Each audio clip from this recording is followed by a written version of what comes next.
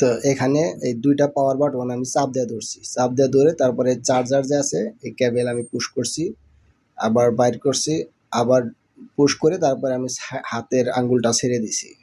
তখন ফোনটা কি হবে, চালু হয়ে যাবে। দেখুন এখনই চালু হবে।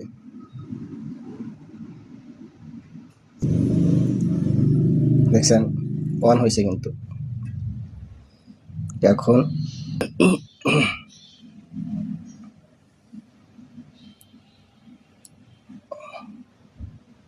এখনই অন হয়ে যাবে। দেখছেন এই যে ফোন কিন্তু অন হয়ে গেছে।